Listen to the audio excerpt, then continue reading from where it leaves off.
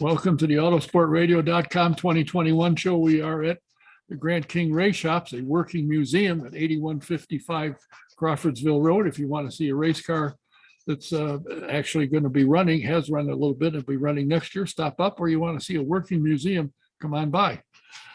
Today's show is presented by Honda and Honda HPD, the Indianapolis Motor Speedway, the NTT IndyCar Series, SVRA, the McGilvery's Pub and Eatery and Speedway, and VP Insurance. Is it time to have your roof inspected? You might need it replaced. Now's the time to do it. Give Ted a call.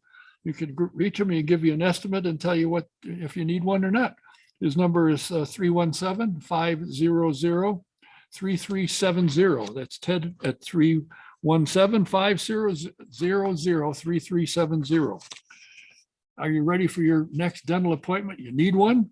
Well, let me tell you, when you go someplace you will enjoy, the Indy Dental Group, Dr. Jack Miller, a 500 veteran, and his wife, Dr. Liz Lewis, have a phenomenal practice. But give them a call, make an appointment. The number is 317-846-6125.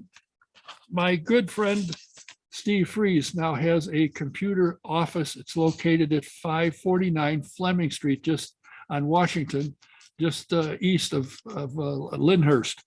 So if you have a problem with your computer, you can either take it into him or he'll come and visit you. So call him and check it out. His number is 317-938-7711. Is it time for insurance for your home, your car, your commercial property, or life insurance? Do what a lot of us have done and call Mike Pardee at VP Insurance. Tell him what you're looking for, what you need. You'll probably find you get better coverage for less money. His number is 317-248-0070. That's VP Insurance, located at 5004 West 16th Street in Speedway. Give him a call, 317-248-0070. You ever wonder why these guys and gals love driving Indy cars? Well, it's an easy way to find out. Take a ride in a two-seater. The Indy Racing Experience has dates available, so go to their website, indyracingexperience.com, find a date that works, or you can call the office. The number is 317-243-7171 and ask for Shonda. If you are looking for or have a vintage car, you need either want to buy one or get one repaired, restored, come to the Grand King shops. They can help you out. Tell them what you need or what you're looking for, and they'll give you a hand. The number is 317-820-3595. And while you're talking to them, see if you can arrange to come and visit. You'll love this place. It's really quite an interesting place to visit. SVRA, it's a great organization, and Tony now has control of Trans Am and is building rapidly. It's getting very good. To find out what's going on, just go to svra.com and check their schedule, see where they're running. And if it's anywhere near you can get to, by all means go, or hit the magazine and subscribe to Speed Tour Magazine. Great stories, great pictures. You love it. It's a good magazine. I have a very special guest today, a man who's very busy, but the big thing that brought him to national prominence is he's the chief operating officer of the Big Machine Music City Grand Prix, which was an enormous success, not only in attendance, but television viewership.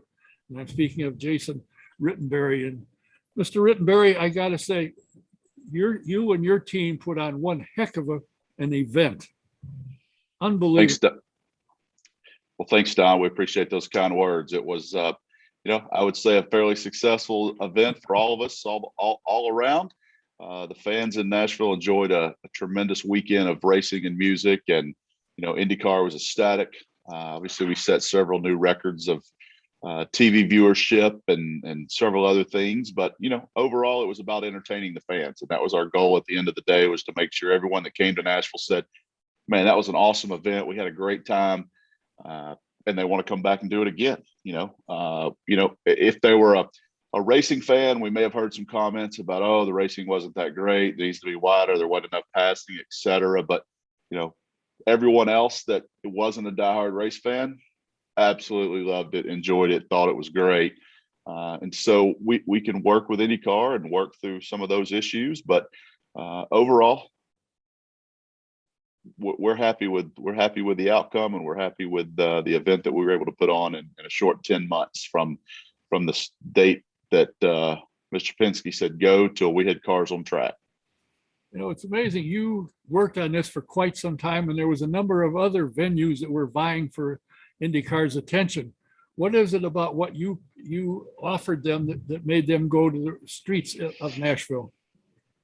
Well, I would say it was our vision that we presented to them from day one. We've been working on this for about 4 years prior to it being approved and announced. And our vision from day one was not to be just a race. It's, there's several other venues or other markets that I feel like all they had to offer was just a race, either at a permanent venue or a street course.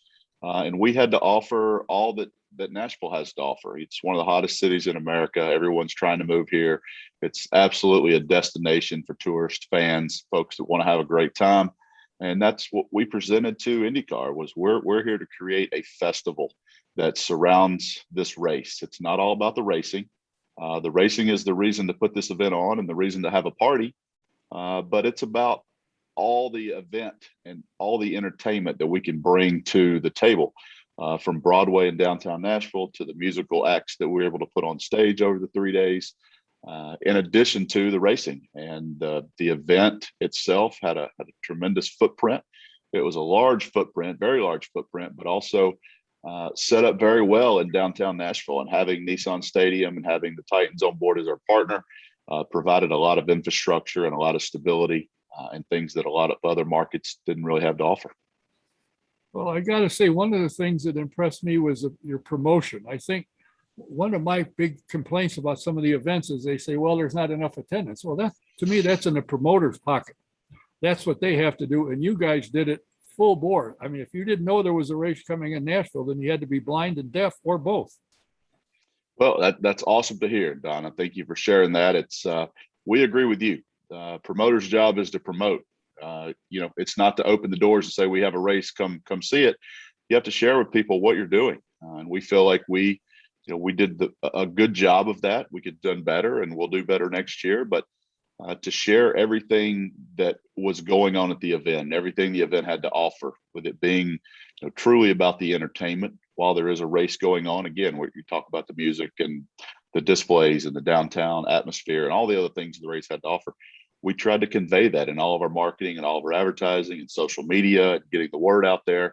And the hard thing for us was trying to do that without ever hosting an event. So, we didn't have videos from past events. We didn't have photos from past events. We tried to convey this message and this vision with photos of, St. Pete or Long Beach or Detroit or, other street courses. We had to use footage and photos and elements from those other races. And now, after we have one event under our belt and tons of images and content, we have plenty of that to be able to convey that story. And we feel like we can do an even better job at that for 2022. Well, interesting thing, a number of my friends attended the race. And I said, boy, there's concerts all day, every day, all 3 days you can hear. And it's I'm not totally familiar with everybody you had, but I looked them up and they're well-known talent and they're very good. And all of them said, well, I'm not in the country. Go see one. Don't say that until you see what they have. And they came back and said, you know what? It was pretty good. They enjoyed that part of it as well. Plus the accessibility from the racetrack to go over the bridge into downtown and the place that would have been my first stop, where I think you should have the start finish line, Tootsie's. Tootsie's, absolutely. Well, we had Tootsie's at the track. Yeah. We had the Tootsie's starting line club. So they did host our starting line club, and that was a fantastic club for our fans. And we did have some big name artists. We had some huge artists, and I think people should spend some time over there and listen to them and understand that today's country may not be what people traditionally think country or country and Western music is. It's there's some rock country now. There's some pop country now. It's it crosses over genres, and it's not all twangy Southern Nashville music. Well, again, in fact, I think I texted you one day or emailed, I don't remember which, said that my only, and a lot of people said this, I'm sure, my only thought was they need to put the restart line elsewhere into a narrow corner. Now, guys complaining about narrow corners. Most road courses have narrow corners. That's not terribly unusual, but it would seem to me, watching, I said, if they had the restart line up going on the bridge where it's wide, you come in and make a move, it might help. And I'm Right. sure that will be changed. I would almost bet on. Yeah, I mean, I think you and the fans and everyone will see where we started the actual races from this year. You're probably going to see the restart line back there for every restart versus just the start of the race. I think that's great. And I think, to me, the event, you hear this, and I'm sure you've followed enough races as I have. The guys will say, even in Long Beach, well, you can't pass there. Laguna say, there's no passing. Are you kidding me? I think they said in Long Beach, the entire race a year or so ago, whenever it was, 2 years ago, had 90 some passes. And at the halfway point, they had 150 already. So these guys, if they're a race driver and know what they're doing, they can pass. That's my feelings exactly. Yeah, if it's wide enough for two cars, it's wide enough to pass. Yeah, well, if you got guys like Takuma Sato and Romain Jourdain, you give them an inch, they'll take it. Yep. That's great. Now, I have noticed since the event has concluded and the Titans have started playing, all of this fancy stuff that you put out of the entry of the Titans coming onto the field. And I said, what in the world are you doing standing there? And you said, well, we do that. I got a company that does that. Well, you scared the hell out of the Colts, I think, that's what did it. I hope so. Well, I'm going to bring all my production when I come to Indy here in a few weeks on Halloween. Oh, really? All right. So how did you get into that part of the world? Well, that's a business I've had for several years. I've had that business prior to the race. That was something I started in 2017 when I moved back here to Nashville from Austin. When I left Circuit of the Americas, I kind of took my motorsports background and the music background that I had, and the time I spent at COTA with the amphitheater we had there doing 40 plus concerts a year, and created this business. Originally, it started out as Motorsport Strategy Group in 2017. I was doing a lot of consulting with venues and racetracks and teams and a lot of motorsports world and a little bit of music and production.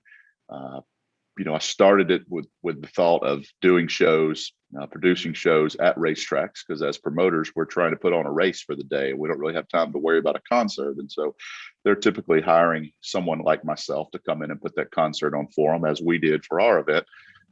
And so I started this company with the hopes of doing that at many motorsports venues. And I started out and I did that for a couple of years, but then it morphed into more production and less motorsports. And so I dropped the Motorsport Strategy Group and just went with MSG Nashville. And so now we produce events all over the country. We do a lot of events here in Nashville. And as you mentioned, the Titans are our newest client. We just brought them on this year. And so we do all the game day production, which means we do anything that's pre-game, maybe outside or in the parking lot or other areas. We do a DJ booth in the South Plaza. So pregame and halftime, and the DJ's playing, we produce that. We do the national anthem. So any audio or things that are needed for the national anthem. And then the part that you're referring to is all the LED, the video boards, the cryo, the smoke, the haze, all the lighting in the Titans tunnel, all those things that we do for the intro for the players to really get them hyped up and entertain the fans. We do all that as well. So it's a full day on every Titans home game. This is our first year doing that, and new client, and excited to have them on board. It's interesting to me when people think, well, what's the big deal? Once you see it in the production you go through, it does get the fans' attention, and they do enjoy seeing what's next. Now, do you change this every home game? Do you have a new entrance for each home game for the players? We do something a little different each game. It's not always the same. It's the same equipment basically, but we change the configuration around a little and change the players that are being introduced. One week we'll do offense, one week we'll do defense, and we'll may throw some pyro into it with some fireworks one week and not the next week. And then our next home game is actually October 18th. We've got Monday Night Football, and so we're doing a tremendous amount of additional production just because it's a night game, and two, it's Monday Night Football. It's going to be a big game for us, and so we'll do a lot more production for that one to try to get the players and the fans hyped up even more. Are you the one who came up with the idea when the Colts entered at home game? They used to have a motorcycle lead them out. I don't know if they still, I haven't been there this year, but I didn't go last year either, for that matter. Yeah, I don't know. I'll be there on Halloween. The Titans are at the Colts on October 31st, so I will be there. Well, I'll tell you what, maybe if you're here long enough, we may be able to grab you again and do a video shot quickly. I don't know, from maybe down there or something. We'll figure something Okay. out. Yep. But anyway, so you do keep yourself occupied with a number of things. And I notice you do attend a lot of high school football games. I do. I do attend a lot of high school. My daughter is a dancer on the dance team for the high school. And then my son's not in high school yet. He's just in middle school, but we do enjoy our Friday night football. I noticed that. I see your things out on Facebook showing pictures of you and what you're attending and so forth. So I said, this man doesn't spend a lot of time sitting around at home watching the news. Doesn't happen. I am never home. I am on the go every day, every night. This weekend alone, we've got 4 events going this weekend. I'm actually leaving tonight to go load a stage in. Huge concert tomorrow night, one Saturday, one on Sunday. So busy week. Busy week. Do you do primarily country and Western shows, or do you do all? You produce whatever they put on stage? I produce anybody that wants to go on stage. So I've got country Friday night. I've got a Hispanic who speaks only Spanish rapper on Saturday with a Hispanic soccer game. So that's going to be a huge event with a huge artist in the Hispanic music industry. The Hispanic music world. He's doing a show here in Nashville, and we're producing that. And then Sunday, one of the events I'm most proud to be involved with, and it's we volunteer with an organization called Creative Vets, and it takes veterans home from war that may have PTSD or other things, and they pair them with songwriters, and so they kind of tell their stories to songwriters, and at the end of their sessions with this songwriter over a couple week time period. They're able to share their feelings and share what issues they have, and at the end of that, they come out with a song. Songwriter takes their story and basically puts it into a song and puts music with it. And there's some big name songwriters, some big name artists that participate with that organization here in Nashville. And so Sunday they're doing an Oktoberfest event that's a fundraiser for this organization, and we're donating all of our time and energy and equipment and making that a great show for these veterans to be on stage with some of the biggest names in country music. Well, my hat is off to you. I'm not wearing one. If I did have, I would take my hat off to you for that. Now, the big thing that you are noted for that you got people's attention was, of course, the Music City Grand Prix. Where are you now, and what are your plans that are in action now for next year?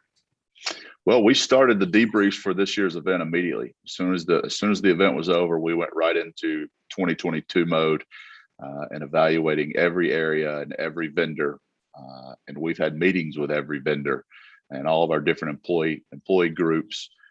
And we have, I think the last count this morning, we were in a meeting at the stadium, and I think we're up to 160 pages or so of event debrief notes, and we're categorizing those by category. And so we're going to take a look at every single aspect of this event and find the areas that there's a few that are glaring in our face that, hey, we missed the ball on this.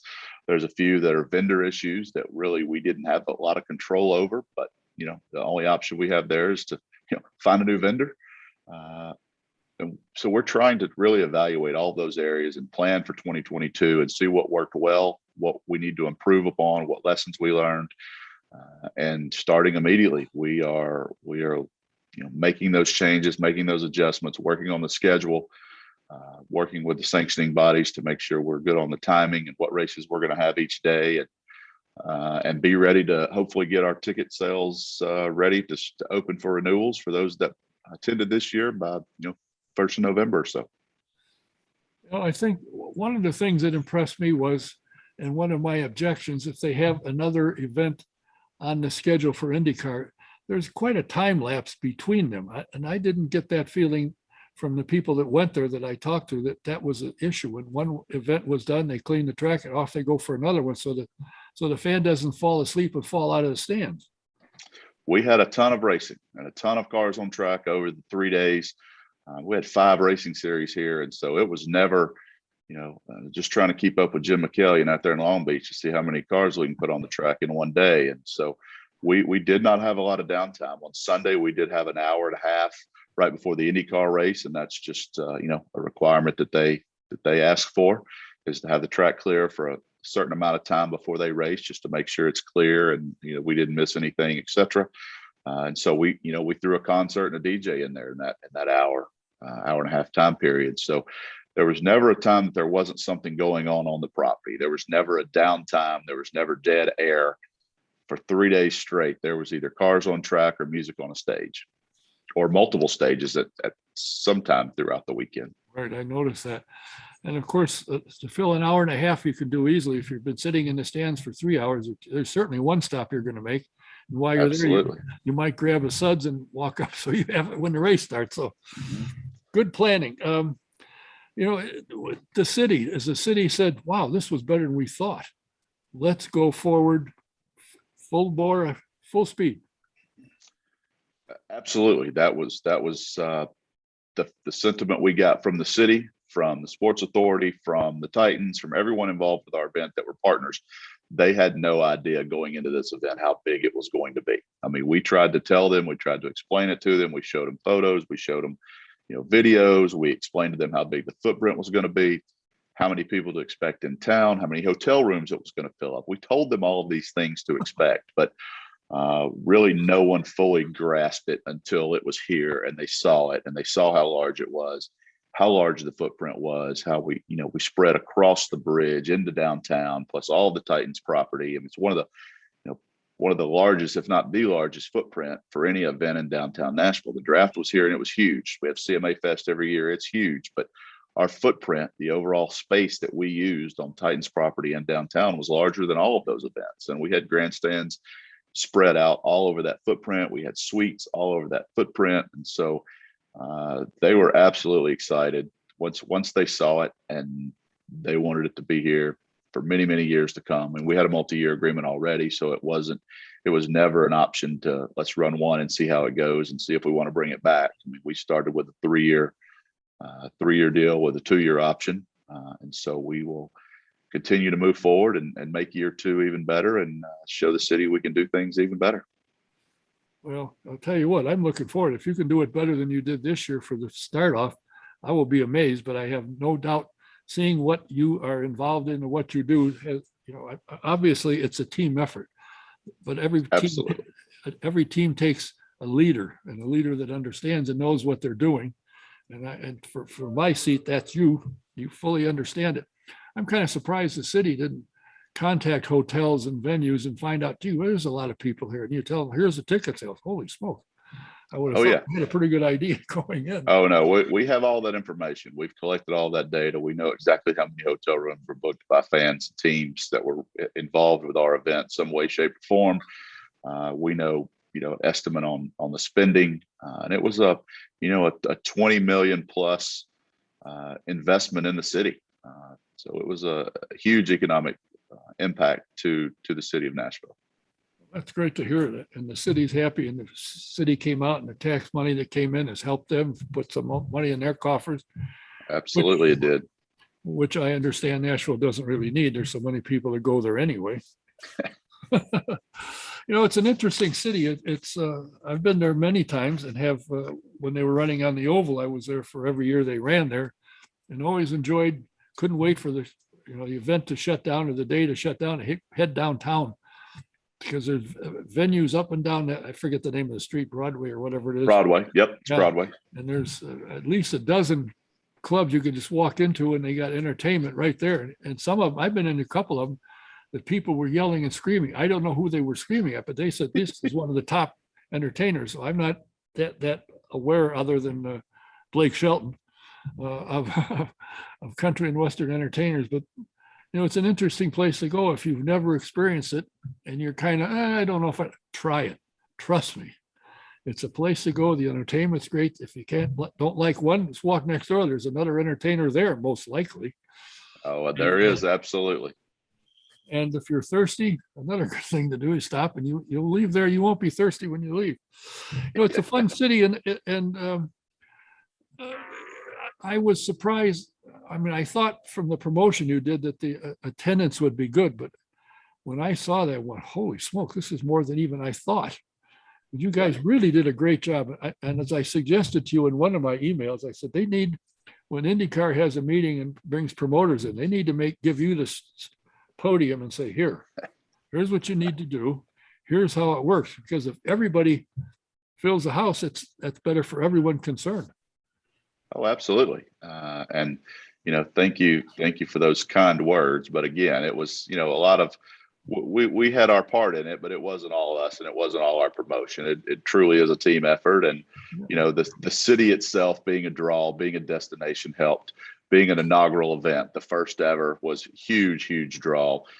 Being the first new IndyCar race in several years, and then the new street course. And so I think it was just, and then you take the fact of COVID and the lockdown and no one being able to attend events and travel. And, we hit it in a perfect window. Really, all those things all happened together at the same time. And we were very, very fortunate.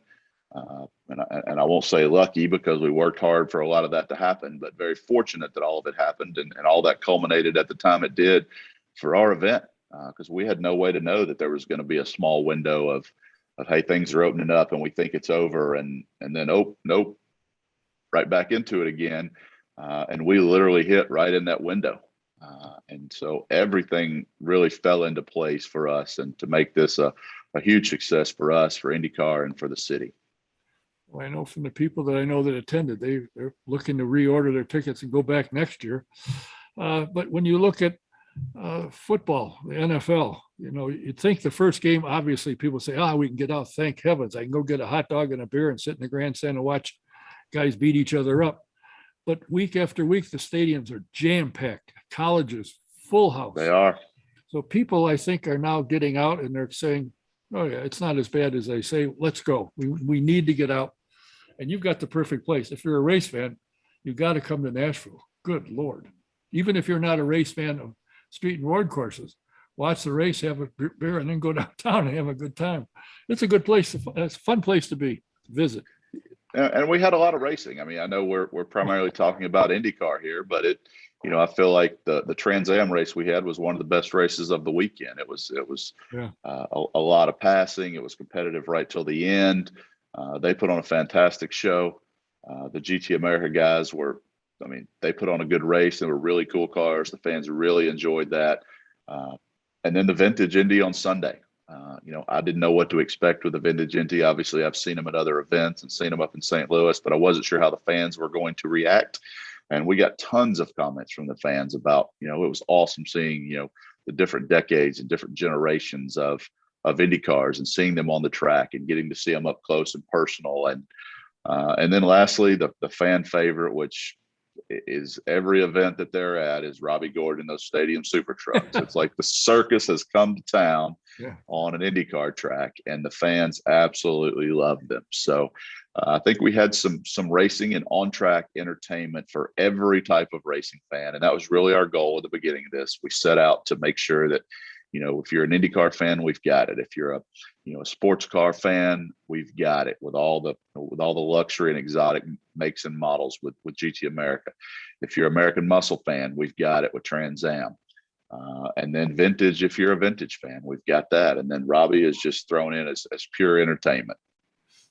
Well, you got to say, and I have to say, and I've got him scheduled upcoming, is Tony Perella's got that Trans Am series flying. Wow. Yep. It's back alive again. And I think it's getting to the point where it's almost better than it used to be when it was a big event back 20 years ago, 25 years ago. We had 46 cars here in one class for our event. That's amazing. He's done a heck of a job. And are you looking, or is there been talk about now that Penske Entertainment is taking over Indy Lights, that they would be part of their event? We've had some initial conversations with IndyCar, and obviously I feel like they would like to add it, would like to be here, but we've got to evaluate our track time and see if we have the ability or the paddock space to do it. That's the big key for us, is finding enough paddock space and finding some time on the track to add them, because we, in year one, we signed multi-year agreements with most all these sanctioning bodies. And so we're not in a situation where we can say, oh, well, so-and-so is not coming back, so we can fit you in. We just don't have that luxury right now. We made commitments to the series that made commitments to us on the front end. And, so we're going to continue with those same series, and we'll continue the conversations with IndyCar. Well, it may not be year 2 or 3, but, I feel like we'll see them on the track here in Nashville at some point. I'm just not sure when that will be. Well, it's great that the series had confidence that you would put on a show that they want to have and have the fans here to see it. So it's hats off to you again on that, and getting series on the initial year to sign multi-year to come back knowing or feeling that you're going to give them a product that they want to be at. So everything's great. I think what you've done, and your team, not just you, but you and your team have done is unbelievable. And as you were over wandering in the Titan Stadium, did you happen to see Katie Guerrero walking around anywhere? Absolutely. We see Katie a lot. We see her all the time. She was down in the media center most of the weekend for our event. Yeah, I'm sure. The next time you talk to her, tell her I said hello. I will do that. She was a great young lady. Well, listen, I thank you for your time. I know you're busy. I may try and chase you down when you're here on Halloween. If I can recognize the costume you may well be in, and see if we can't get a camera and have a little chat on what you do retaining to the NFL. Absolutely. All right. Thanks for your time. Sounds good. It's been fun to talk to you, and you can rest assured you'll hear from me again. All right. Great. Thanks, Don. Unfortunately, I know how to get hold of you. So sorry to tell you that, but I do know how, obviously. Thank you. Sounds good. Thanks, buddy. My guest has been Jason Rittenberry, the Chief Operating Officer for the Big Machine Music City Grand Prix, a huge success. And if you didn't go this year, trust me, you need to go next year. It was, everyone who was there that I talked to said, wow, check it out. We have more guests upcoming in a few days, in a few weeks, over the next few weeks. So check us out. We'll let you know who they are and when they are. Until the next time, Don Kay saying, thanks for being here. Thanks for watching. See you next time.